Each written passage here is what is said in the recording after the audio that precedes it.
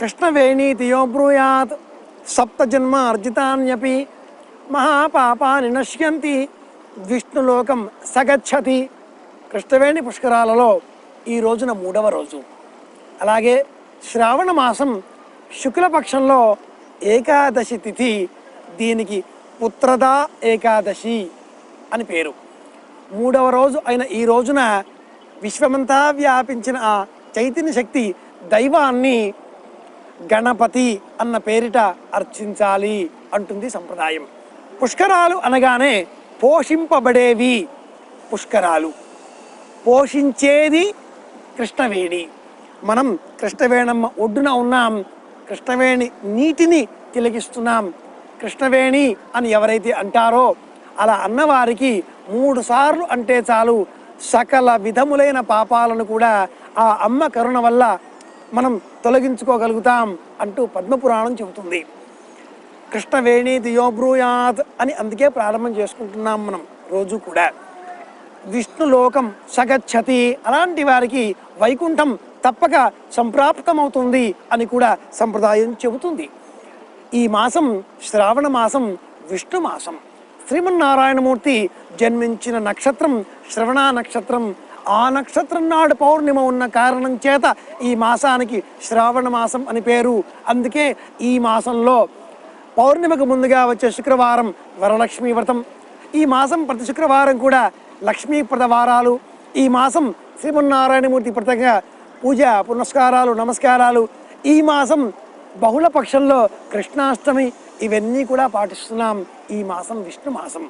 కృష్ణవేణిలో ఈ సంవత్సరం మనకు పుష్కరాలు ఇలా శ్రావణ మాసంలో వచ్చాయి. ఇది మరొక విశేషంగా మనం చెప్పుకోవాలి. మనం నగరాలలో ఏవైనా ఈత కొలనులలో వెళ్ళి స్నానం చేస్తే ఈత కొలనులో ఎన్ని నియమాలు ఉంటాయండి, ఎన్ని నియమాలను వాళ్ళు సూచిస్తారండి. ఆ నియమాలన్నీ పాటించి ఈత కొలనులో మనం స్నానం చేస్తాం. ఆ నియమాలన్నింటినీ కూడా ఇలా నదులలో స్నానం చేసే సమయంలో కూడా మనం పాటించాలి. నది అనగానే మన శరీరానికి పట్టిన మురికి మైల తొలగించే నిమిత్తమై కాదు. అలా స్నానం చేస్తే అది మహాపాపం అవుతుంది.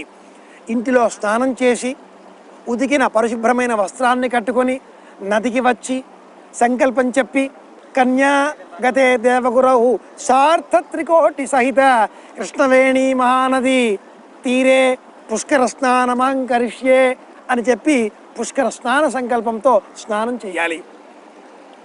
మొదటి మునక మనం మన పూర్వ జన్మ సంబంధిత సకల దోషాలు పోయే నిమిత్తమై కాయిక వాచిక మానసిక సాంసర్గికమైనటువంటి షడ్విధ దోషాలు తొలగించుకునే నిమిత్తమై మొదటి మునక వెయ్యాలి.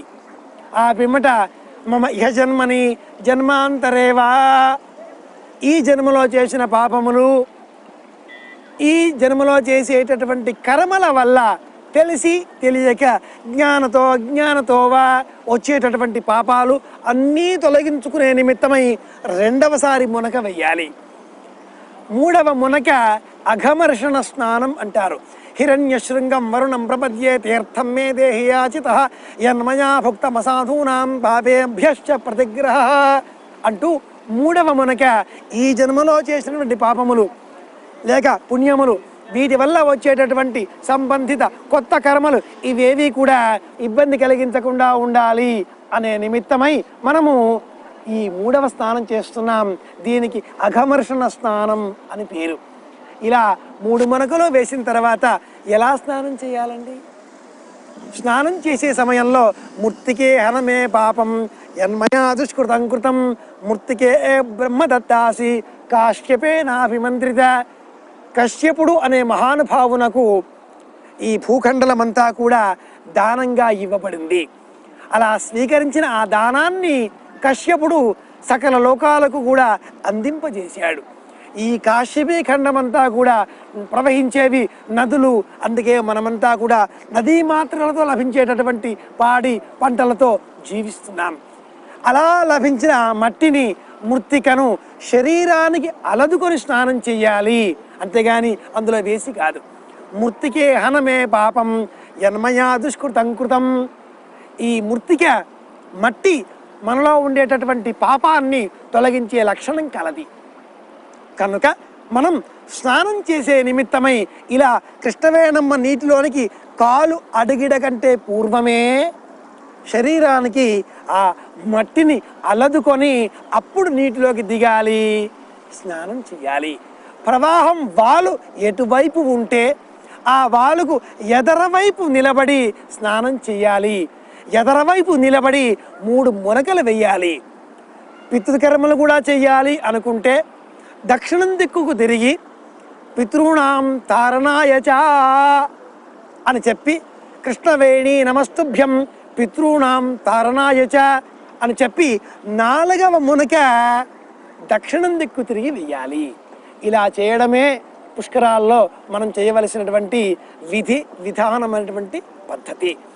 ఈరోజు 4వ రోజు అమ్మను లక్ష్మీప్రదంగా ఈరోజు స్తోత్రం చేయాలి అంటుంది సంప్రదాయం. మన అదృష్టం కొద్దీ శ్రావణ మాసంలో పుష్కరాలు ప్రతిరోజు కూడా పుణ్యప్రదమే. సోమవారం ఈరోజు సోమవారం ఈశ్వరారాధన శివ సంబంధితంగా జలంతో శివారాధన చేద్దాం.